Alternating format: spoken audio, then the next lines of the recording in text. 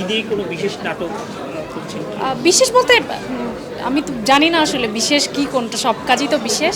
তবে আসবে বেশ কিছু কাজ করছি। টেলিভিশনে কি আসবে নাকি? হ্যাঁ, টেলিভিশনের ওটিটিতে ঈদে আপাতত কিছু আসছে না, তবে টিভিতে বেশ কিছু নাটকে আমাকে দেখা যায়।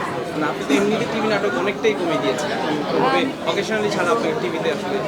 হ্যাঁ, আমি এখন একটু দিবস বুঝে টার্গেট করে, কারণ দিবসে তো বেশি মানুষ নাটক দেখে, তাই বলে এমন না যে শুধু দিবসে কাজ করা হয়, বাট দিবস ছাড়াও যদি ভালো কোনো স্ক্রিপ্ট আসে অবশ্যই আমি চেষ্টা করি সে কাজটা করার। আমার একটা লাস্ট কোশ্চেন, সেটা হচ্ছে সাধারণত আপনি যখন শুধু নাটক করতেন এবং সেখানে কিন্তু আপনি প্রতিনিয়ত কাজ করতেন, এখন আপনি একটু গুছিয়ে করেন, কম করেন এবং ভালো কাজগুলোই করেন, সেক্ষেত্রে সার্ভাইভ করা একটা আর্টিস্ট হিসাবে সেটা কি আসলে চ্যালেঞ্জিং?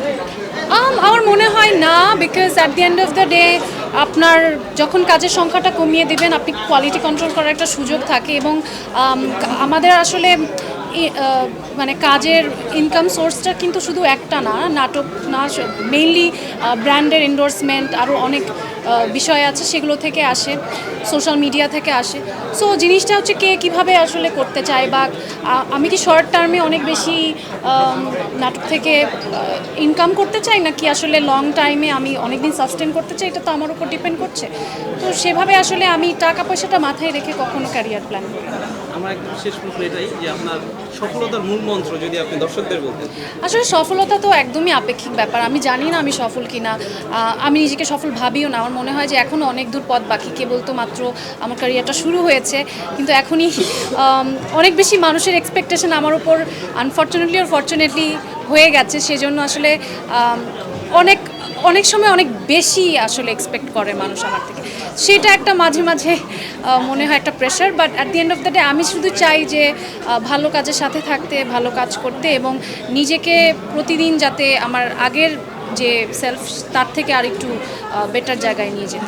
ধন্যবাদ। ওটিটি প্ল্যাটফর্ম আর হচ্ছে আপনি কোনটাতে বেশি স্বাচ্ছন্দ্য বোধ করেন, বা কোন ওটিটি প্ল্যাটফর্মকে বেশি মনে করছেন? স্বাচ্ছন্দ্য বলতে সব প্ল্যাটফর্মেই স্বাচ্ছন্দ্য বোধ করি। আমার কাছে মেইন ব্যাপারটা হচ্ছে কাজটা কি, গল্পটা কি, সে কাজটার মানে ইম্প্যাক্টটা কতটুকু পড়ছে। অবশ্যই ওটিটিতে বাজেট ভালো থাকে, ডিরেক্টর ভালো থাকে, আমরা একটা লম্বা সময় ধরে কাজ করার সুযোগ পাই।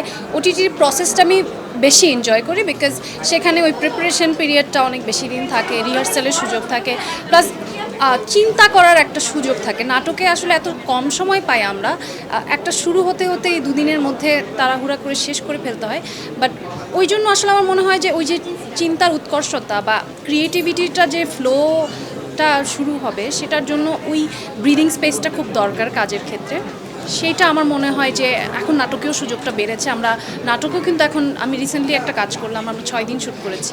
সো ওই ব্রিদিং স্পেসটা আসলে যেই কাজে থাকবে, সেটা ওটিটি হোক বা নাটক হোক, আমি সে ধরনের কাজে স্বাচ্ছন্দ্য বোধ করি। Thank you.